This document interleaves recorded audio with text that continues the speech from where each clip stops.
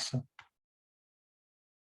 welcome everyone. This is Jeffrey Geisner from the Obligations and Memory Podcast Network in conjunction with the Jewish Culture and Holocaust Remembrance Groups. I have with me the esteemed author, Howard Kaplan, and I am really excited to talk to Howard. We have become friends. Howard also did some programs with me. So welcome, Howard, to the podcast. And thank you. It's easy from my living room to join you, so I'm happy to do that. Right, and Howard has written some really interesting books. I think he has 7 book titles under his name, and the last book he's written is to Destroy Jerusalem in 2017, I believe. So let's talk a little bit about your parents. I know your father was a Shoah survivor, so why don't we go back a little bit to his life pre-war and then what happened to him during the Holocaust? My father was a big influence on me. I would say both positive and negative, or maybe positive in the sense of what I took from his life. He identified as a Shoah survivor, and in his mentality, he certainly was. But he actually escaped in 1938, before the war. Mm-hmm. Where was he living? He was living in Nowosunch, Poland, where the Zanzer Hasidim are. And he was the youngest of 5 siblings. He had 2 older brothers and 2 older sisters. Maybe the bane of my life is that I was reminiscent to him in physical looks, glasses, and curly hair of his favorite older brother. So as such, I was never quite able to, in his eyes, in a very kind of typical way, live up to who his brother had been. His father, meaning my grandfather, had died of lung cancer in the 1930s, mid-1930s. My grandfather had brothers in Los Angeles. They sent a check. He always said it was $50, so we'll call it $50. For my grandfather's care. It came too late, it wouldn't have mattered. He was a heavy smoker. And my father got the idea in 1936, I believe it was. If they're so wonderful they could send money for his care, maybe they would send money to bring him to America. So he had an arduous 2 years of paperwork, and he arrived in Los Angeles in October 1938. So really exactly a year before the war erupted. As a permanent resident, he was drafted into the US Army, and he was a Starker. Even though he was a short man at 5'3", he was strong. They turned him into a ski instructor in Alaska. And he spent the war, he was able, he told the story often, especially later in his life. He was able to write to his family until Pearl Harbor, because they were ensconced in the ghetto in Nowosunch. And his house had been in the area that was the ghetto. So to his great surprise, his parents were living in the family home. His 2 brothers escaped to Eastern Poland under the Soviets. And the great tragedy of my father's life was both of these brothers were killed in the last weeks of the war. There was an aunt who survived with them, passed as a Christian, so she had the story. So he was forever hounded by the fact that his brothers, particularly the one who I resembled, almost survived. And how old was your father when he came to the United States? 20. Okay. So he lived until recently. Yeah. And how old was he when he passed? He passed at 103. Wow. He was lucid until the last 3 months. And he almost never changed. Well, I shouldn't say he never changed. You know, the same kind of foresight that he had to get out of Poland in he would say he saw something coming. You know, obviously nobody knew it would be a Holocaust to the extent that it was, but Poland was next door to Germany. He saw the anti-Semitism in the marketplace in Nowy Sącz, the beginnings to not shop. We went back to Poland in 1985 together. So in the same way, in America, he became a house painter and a painting contractor, was a very hard worker. He met fabulous people who took him in, and he bought real estate. He had an elemental sense that land was valuable. He bought apartment buildings. He became a very wealthy guy. And maybe the best sort of indication of this enormous spectrum of his life was when we went to Poland, he showed me how there was a beer barrel factory next door to their house. And he said the greatest joy he had in life would be to take the metal ring from the top of a beer barrel with a stick and run it down the street, the dirt street, to play with. In this second life in America, he hit a hole-in-one at the Brentwood Country Club in Los Angeles. So it's just kind of, you know, So unbelievable the large spectrum of what he had lived. So what I kind of gathered from knowing you a little bit is that your father had a really, really strong influence on you. But before we kind of go through that a little bit, let's talk a little bit about your mother. Was your mother a survivor, or he met your? My mother was a survivor in the more traditional sense that a lot of your viewers would be familiar with. She was a Hungarian Jewess from Berechovo, which was Czech politically, Hungarian nationally, and right now is in Ukraine, just over the border from Hungary. Mm-hmm. There were 5 girls, 1 hid out, 4 went into Auschwitz in the spring of '44, and 3 survived. Mm. So this is not an atypical Hungarian story. The tragedy maybe of it is that the sisters were not close in America, even though they'd been close in Auschwitz. My mother was the wealthy one, and she was parsimonious, both with her sisters and my sister. I didn't need anything, so I didn't feel any of this. And the story I think that was emblematic was in the ghetto in Berechovo, which was a brick factory. A lot of people know this. The Nazis came in and took her mother's wedding ring from her finger and tossed it into a bucket. So my mother, no matter how wealthy she became and how adorned she was with diamonds and minks and Cadillacs, all of which she needed to feel a sense of worth, she was always that little 15-year-old girl in the ghetto watching her mother's wedding ring go into a bucket and being terrified that it could all disappear again. Mm. So she was very frightened. And my father, as I said, my father has this opposite story. He lost his whole entire family. 1 friend, 2 cousins, and 1 aunt survived. Everybody else was killed. But he didn't go through the physical deprivation of the camps.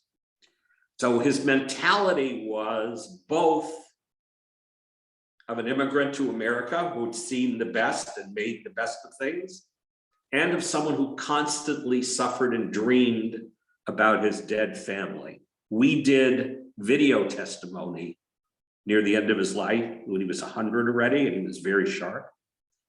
He could remember the years that all his brothers and sisters had been born. Mm. But when he was asked what year I was born in, he didn't know. And I was born in 1950, which is not a particularly hard year to recall. But in many ways, and I don't think this is not necessary. It doesn't need to be typical for survivors, and probably isn't, but his primary family was his Polish family who died. It wasn't us. I was fortunate in that beginning at 20, I found a series of mentors, both who were father figures, two of them, and both of them by chance very famous people, names that would be known. One was Arthur Hertzberg, who wrote The Zionist Idea, which is the classic text on Zionism, and we became extremely close for over 40 years. Where did you meet him? I met him at the Brandeis Bardeen Institute in Simi Valley in Los Angeles. It was a magnet for people of stature in the Jewish world. So I met him there, and I also met Michael Blankford, the screenwriter, who wrote The Juggler, which was the first Hollywood film ever made in Israel, 1953, Stanley Kramer and Kirk Douglas. And he also wrote the screenplay for the Caine Mutiny. So he was a well-known guy. And at the same time, I also met Avraham Infeld, who was 7 years my senior, who is the chairman emeritus of Hillel, and really put together the Birthright program at a party in Jerusalem. And he remains like an older brother to me. In fact, he will be here shortly in Los Angeles, and he'll stay with me. And I've been staying at his home in Jerusalem for 50 years. Wow. When I get there. So getting back, how did your parents meet each other? How did your mom? They were arranged, they both were in Los Angeles. So how did your mom get here? My mom also had aunts and uncles here.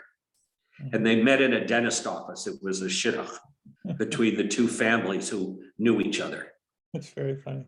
And my mother was very pretty. She was a knockout. And my father was just taken immediately. And what year was this? 48. Okay. And she was everything he hoped for. She was an Auschwitz survivor, so he felt she would understand him. She was gorgeous. She was little, and he was like 5'3.5". She was 5 feet. And it half worked, which is to say, I think they did understand each other on an elemental level. But because he was a Starker and she was very frightened, that was an explosive disaster. And he was very impatient. He didn't have the psychological skills. He would always say later in life, if I knew now what I knew then, but frankly, it was baloney, because he still behaved the same way. He was impatient, and he really created a life outside the house with friends, and he was a beloved guy. He was a really warm, friendly, joking guy outside the house. And how far did he live from you? Only about half a mile. Really? The whole time, his whole life, you were together? So I was outside of the fact that I went to Berkeley, which also helped me at 18. I was at Berkeley in 1968 during the turbulent times. That helped me cut from my family. Arthur Hertzberg met me and said, come to Jerusalem with me. I'll get you in the Hebrew University for a year. So I went in 1970 with no Hebrew to the Hebrew University. Reconnected with Avraham Infeld then in Jerusalem, who I had just met. And I benefited, and I myself was strengthened by somewhat escaping this insular family of survivors. My father was always dreadfully unhappy that I was a writer. Even when one of my books was filmed, he was excited, bought tickets for family members to the opening in the theaters, but still, he would say to me shortly thereafter, like, I had such high expectations for you, and you're such a disappointment. Oh, man. Or you've had a shitty life, things like that, without any understanding, of the psychological mechanisms, either his or what it might affect me. I would say once, I can't remember how many years ago, long time ago. So maybe I was 30 or 40 and he was, in his early 60s, whatever it was. And I said to him, these criticisms that you have are hurtful. He turned without a dime and said, why? They're plain truth. And that was his way of communicating. And what about your relationship with your mother? Because I don't My hear mother was talk about your mother very much at all. right. And and that's emblematic for my whole life. I had very little relationship with my mother. I regret that. I think that I went along with my father's diminishing of her. And I think she could have been a lot more if he would not have been pounding on her all the time. But my mother, in my early years, teens and early 20s, my mother was an embarrassment to me because she was so materialistic. And like a typical story would be this, I think it was her 75th birthday or something like that. So she gets more new huge diamonds at the Brentwood Country Club. And I have a son who's fabulous. He's a Harvard educated urban planner. It was a pear-shaped diamond. And he was about 8 years old. And he said to my mother, "Grandma, is that for self-defense?" And it was really true. It's what it was for, but not in the way he meant. At that same dinner at the Brentwood Country Club, and this is two parts of the same story. She asked me if I get foot-long sandwiches at Subway because they're $5. So in the midst of these diamonds and the big country club, she's worrying about the price of a sandwich. So I said to her, I get the 12-inch. Well, she didn't know that 12 inches was a foot because she was pulled out of school at probably 15. And in the same way, in my 30s, she asked me if the sun and the moon were the same thing. And I wasn't, during that period of my life, as patient, maybe as expansive, maybe as generous as I might have been, because I was still always trying to not get clawed back into my difficulties of my family. And I have one, I'm willing to say this, I have one sister a year younger. She's a monster because she didn't get out. And she steals, even though she's a wealthy woman. She steals from me on 2 occasions. She stole Holocaust reparations from me, recently from this program to get money from the ghetto. So I have no relationship with her, but my son does. And I promote that because I get to do what I want and he gets to do what he wants. Sure. And his view of the next generation is that he should be close to everyone. And how old is your son now? Almost 29. Okay. He's working as an urban planner. He wants to develop sustainable, better communities for people. Where is he based? He's now in Los Angeles. He's come back after 10 years away. He did his own escape from me, and maybe we were very close, but I think in a similar way, though for different reasons, he needed to get away from me to create himself. So he left at 18 to go to college in Ohio, and then he did a fellowship in New Orleans. Then he went and worked in urban planning in Brooklyn. Then he went to Harvard for 2 years. And then he came back with a job. And where is he working? For the government or? No, he works for a private company that what they do is they have contracts with small cities who aren't big enough to have their own planning department. Mm-hmm.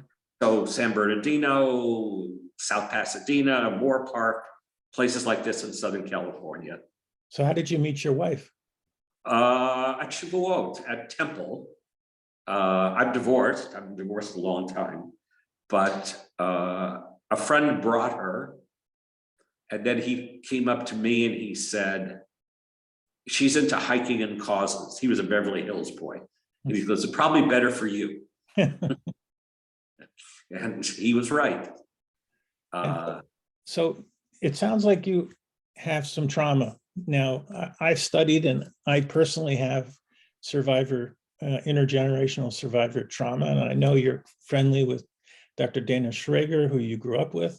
And Dr. Dana is my colleague when we were kind of working on programming together. And I can sense, and how much do you have of what you define as trauma?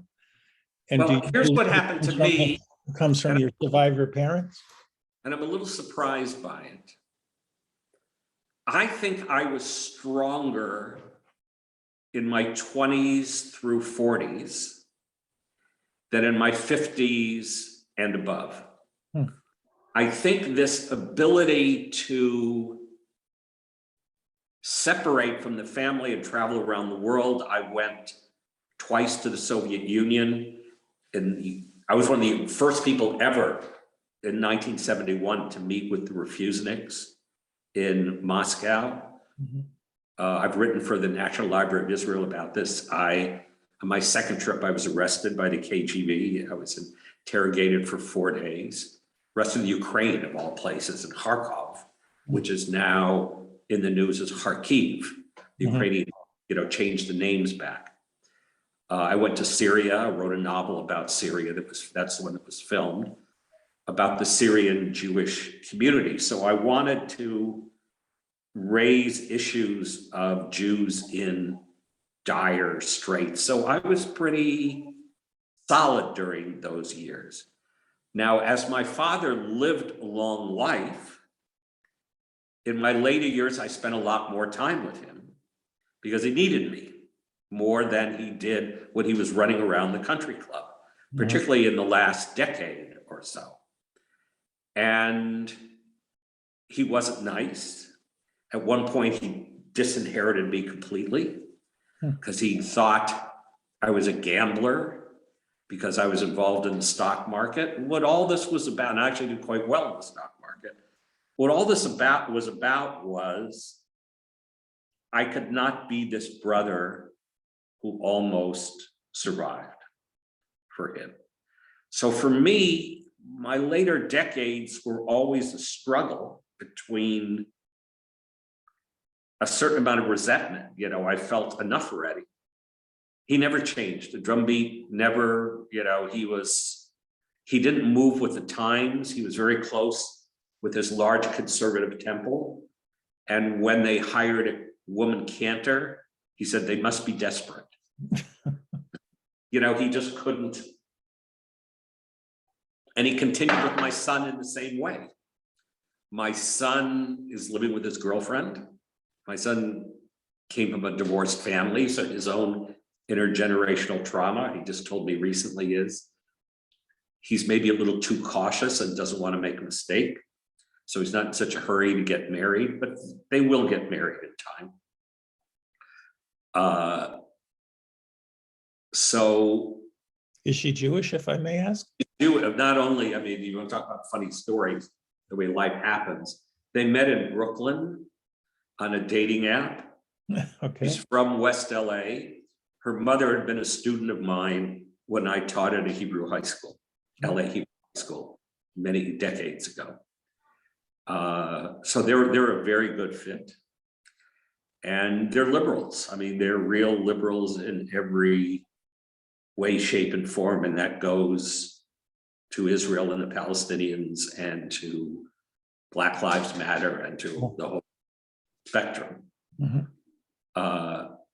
And I'm proud of them. And I think they've learned that he told me just recently that he thanked me for giving him a kind of even-handed look at the Israeli-Palestinian conflict when he was growing up and going to Jewish summer camp, where an even-handed look wasn't on the curriculum, nor at Jewish day school, because, you know, really what I took from this, you know, maybe the focal point of my life is, what I took from my parents being survivors was empathy for downtrodden people, and never a feeling that, and maybe because I was fortunate because my father was a little physically stronger, never a feeling that we're in danger and we have to be vigilant. Just on my Facebook page yesterday, somebody wrote me, a Children of Survivors, and said she's taking her family to Israel and she's teaching them all to be vigilant because they're out to get us. Well, it was interesting. I'll tell you, if I can tell you a quick story. I did a program with 5 survivors included in the audience. And it was by YIVO Institute out of New York. And the program was Baby Epstein. There was an exhibit that they were bringing to the group. And Jonathan Brent, the CEO of YIVO, was asked by someone in the audience, what was his feeling about anti-Semitism and where is it from? Why is it scaling? And he said that the reason that he thought anti-Semitism was scaling, though it's been here for 10,000 years, he laid it at the feet of Trump. And since, which is interesting in itself, which I agree with completely, but also my parents never spoke to me about their show experiences at all. They never talked one iota. So I have no experience about this. So for some reason, I used these 5 survivors as a mouthpiece for what my mother and father would be thinking. So I asked each one of them what they felt about the current scaling of anti-Semitism into a person, each one. And these are people who are now, all were child survivors, obviously. And from anywhere from 80 to 95, 96, 97, they said they're scared, deathly scared about what's going on. And they never thought that they would have another Holocaust in their lifetime. And it was that moment of difference that that really changed a lot of my way I program today for the group. My father, interestingly, hated Trump. He was not among that group that felt, and he had friends, close friends, mostly American born, not survivors, who were big Trump supporters because they felt he was good for Israel. Yeah. But my father felt the way you expressed some of these Evo people felt, that Trump ultimately was dangerous because the taking of white supremacists out of the shadows and making them legitimate was a much bigger danger than, say, the benefit of moving the embassy to Jerusalem. In my own personal work, I've spent a lot of time, my Hebrew is fluent, I spent 3 years altogether, and I've spent a lot of time on the Palestinian side of the Green Line, in refugee camps. In the early years, the 1970s and 80s, I used to drive through these areas myself, stop in villages, talk to people. I don't do that anymore because I don't feel safe, you know, as a Jew going through. However, if I'm escorted by Palestinians, there's even a tour, a very lovely guy named Rami Nazal, who runs groups called Beyond Borders, where he takes Jewish Federation groups and anybody else you have to pay on tours of whatever they want to see. Bethlehem, refugee camps, the tomb to Arafat, whatever you want to understand is out there. So my life's work has been never trying to dehumanize opponents in my personal life, in my political life, and in my writings, trying to see both sides, Israelis and Palestinians, as human beings. maybe the best review or the most interesting review I ever got was from a book that I wrote called Bullets of Palestine, from the Palestinian paper in East Jerusalem, where the reviewer said, I woke up after reading this book looking at Israelis a little differently as human beings. And it's funny, a lot of my focus has been showing Palestinians as human beings to Jewish groups. But this was the opposite, because I have a warm Palestinian character and a warm Israeli character in a lot of my books, the same characters. The Palestinians suddenly see Israelis as human beings. And for a long time, for about a decade, I had a part-time job at UCLA teaching comparative Israeli and Palestinian fiction in translation. And to almost a person, the Jews and Israelis were interested in the Palestinian literature, and the Palestinians were interested in the Israeli literature, because both sides had not fiction, all fiction. Amos Oz, A.B. Yehoshua, the Palestinian stuff people wouldn't know, because they wanted to see the other side. They wanted to understand. I had the daughter, the Minister of Culture of Bahrain, in class at one time, and also kind of funny, I had a bunch of UCLA football players all the time, because my class ran until 1:45, and practice started at 2, and they were only on campus as little as possible, so they wouldn't take like a 9 a.m. class. So let me, we're getting towards the end. So I wanted to ask you, of the 7 books that you've written, what was your favorite? Can you define a favorite? I can define it as 2 books because they have very different directions. When people often ask me, what should they read or where should I start? The Damascus cover, which was the one that was filmed with John Hurt and Jonathan Rhys-Meyers late in 2017, is the best thriller. It has a twist at the end that nobody sees coming. And if you're looking for an escape, it's not really terribly political, even though it's about Israel and Syria. It's really a spy story with a twist. So, and let me tell you that it's playing. Let me tell our audience that it's playing on Hulu. Yeah, it actually just moved Hulu to Stars. You know, it's just the way these things work. Yeah. I don't have any control over that. The directors, film people do. As far as the Israeli-Palestinian conflict, the one with the most gravitas, the one with the most